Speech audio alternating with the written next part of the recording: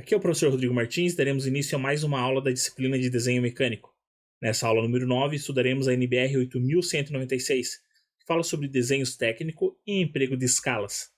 Então, reúna seu material e vamos produzir!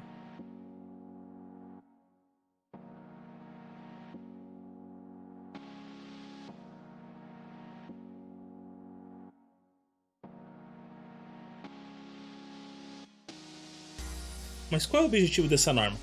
Essa norma fixa as condições exigíveis para o emprego de escalas e suas designações de desenhos técnicos.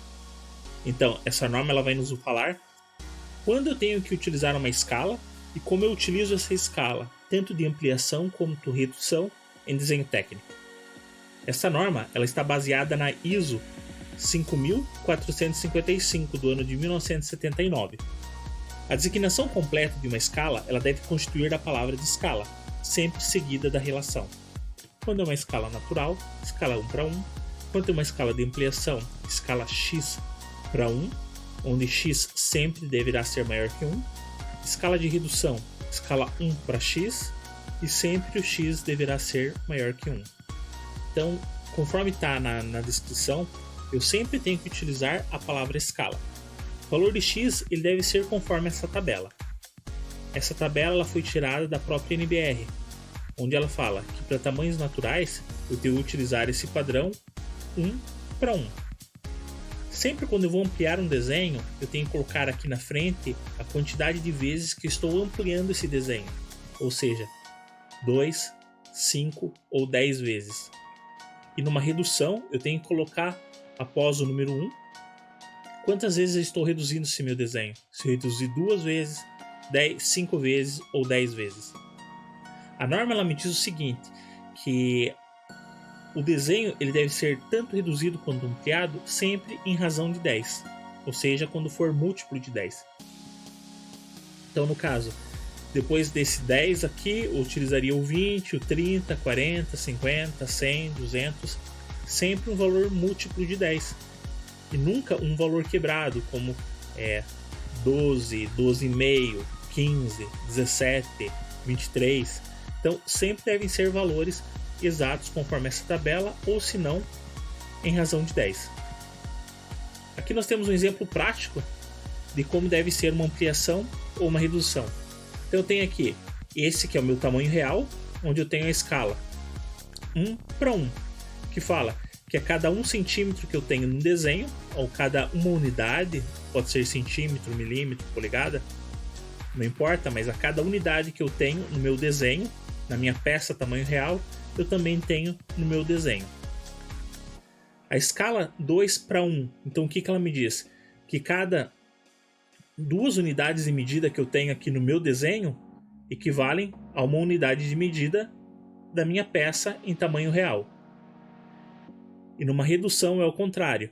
A cada uma unidade que eu tenho aqui no meu desenho, na folha, eu tenho o equivalente a 2 unidades da peça no tamanho real.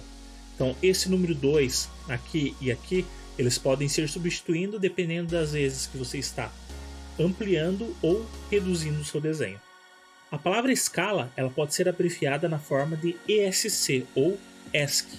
A escala deve ser indicada na legenda da folha de desenho. Então você sempre deve colocar no seu desenho técnico, na legenda, qual escala é esse desenho. Se é uma escala natural, de ampliação ou redução.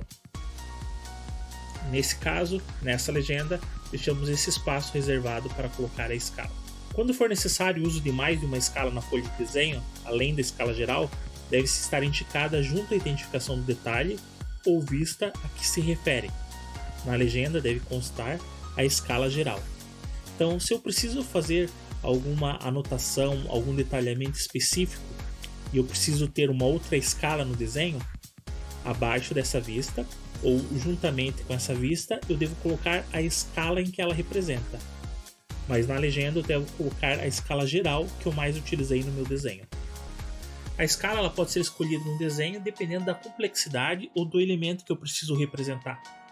Em todos os casos, a escala selecionada ela deve ser o suficiente para uma interpretação fácil e clara das informações representadas. A escala e o tamanho do objeto ou elemento em questão elas são parâmetros para a escolha do formato da folha de desenho. Então eu vou escolher a minha folha, o formato da minha folha, sempre de acordo com a escala, onde eu consiga representar meu desenho da melhor maneira e com mais detalhes possível. Eu vou mostrar aqui para vocês em um desenho exatamente como funciona a escala em desenho técnico.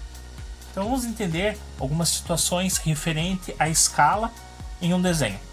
Então eu tenho essas informações aqui, 2.1, que significa 1:1. Então esse primeiro 1 ele equivale ao que eu tenho no desenho, ao que eu tenho na folha. E esse segundo 1 equivale ao tamanho real da minha peça.